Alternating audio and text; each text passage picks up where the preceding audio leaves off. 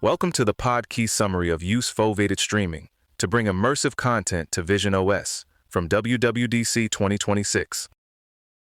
Apple's latest Vision Pro developer story is basically about making high-end XR apps feel local, even when they're running somewhere else. The big pieces are foveated streaming, NVIDIA CloudXR, surprisingly fast onboarding, and a bunch of demos that show this isn't just a lab exercise. And maybe the most interesting part is how Apple's mixing streamed OpenXR content with native Vision Pro tools like SwiftUI, RealityKit, and ARKit, so developers don't have to choose one world or the other. The technical trick here starts with foveated streaming compression. Vision Pro uses eye tracking to figure out where you're actually looking, then keeps that area in high detail while compressing the rest more aggressively. That matters because immersive video and 3D scenes eat bandwidth for breakfast, and this approach cuts the load without making the image feel obviously degraded. Apple says the built-in stream processing is fast enough that people don't notice visual artifacts, so the result feels native even though it's being streamed. That's the part you want from a headset experience. You do not want to be thinking about compression while you're trying to fly a plane or inspect a car. Under the hood, Apple is embedding NVIDIA CloudXR as the low-latency streaming protocol. So developers can stream wirelessly over Wi-Fi from a local PC or from the cloud, instead of treating the headset like it has to be physically tethered. CloudXR also brings an OpenXR runtime, which is important because it automatically sends Vision Pro input data back to the host app. That includes things like hand input and controllers, so the PC-side app can behave as if it's talking directly to the headset. In plain English, Apple is smoothing out a lot of the annoying plumbing that usually slows cross-platform XR work down.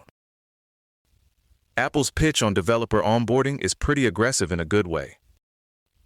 They're saying an OpenXR app can be streaming to Vision Pro in a single day using sample code and an open-source reference implementation. Then within about a week, developers can start layering in Vision Pro-specific features like ARKit alignment and SwiftUI overlays. That's a big shift in time to feature, because it means teams don't have to rewrite everything from scratch just to get something useful and polished on the headset. If you already have a serious PC XR app, the message is basically, bring it over first, then make it feel native. The app demos are where all of this gets much easier to picture. X-Plane 12 streams a full flight simulator from a PC and uses ARKit to align the virtual cockpit with a physical simulator, so the real and virtual setups match one-to-one. That's a very specific use case, but it's also a great proof point, because alignment errors would be obvious immediately. iRacing does something similar with a racing cockpit, matching the physical steering wheel to the virtual wheel through hand tracking. And InnoActive streams Autodesk Red, so designers can look at cars at life-size scale, which feels like one of those enterprise demos that instantly explains itself. You don't need a giant imagination there. If you build planes, race cars, or actual cars, being able to stream the heavy rendering and still feel present in the scene is a very practical pitch. What makes this more than basic remote display is the way Apple lets developers compose streamed content with native interface elements. They can place the stream inside an immersive space, and then overlay native SwiftUI windows, including volumetric panels and progressive immersion portals. So you could have the heavy 3D app streaming in, but still use Vision Pro native UI for controls, status, or extra tools. And if developers add a reality view, the streamed OpenXR scene can intermix with on-device RealityKit rendering. Apple also supports depth buffers here, which means the two layers can occlude correctly, instead of looking like awkward transparent stickers floating through each other. That kind of visual coherence is easy to underestimate until it's missing. There's also a bidirectional message channel through the foveated streaming session API. It uses opaque data blobs, so the Vision Pro app can send commands to the OpenXR host and receive status updates back. Apple's example is something like level selection, but the more interesting real-world use is X-Plane 12 syncing ARKit-derived physical simulator location with the PC.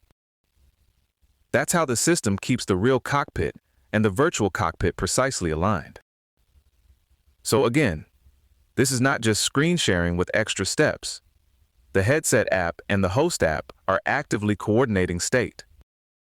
Even the setup flow sounds nicely thought through.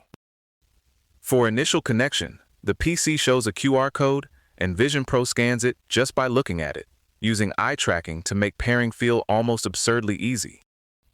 Behind that simple moment, there's a lightweight TCP protocol with JSON messages, exchanging a client token and certificate hash for secure authentication. And once developers are up and running, Apple gives them a dedicated foveated streaming instrument in Xcode. That reports bandwidth, pose latency, and frame rate in real time, so teams can actually see where a stream is struggling instead of guessing. For immersive apps, that kind of instrumentation is a lifesaver because low latency isn't a nice extra. It's the whole mood. The big takeaway is that Apple's trying to make Vision Pro a serious endpoint for existing OpenXR and PC-powered XR work, not just a closed island. If these tools hold up in practice, developers get a much faster path to bring complex apps over and make them feel tailored to the headset. And for once, a QR code you just stare at is actually a feature. This episode was generated by Podkey. Create your own at podkey.fm.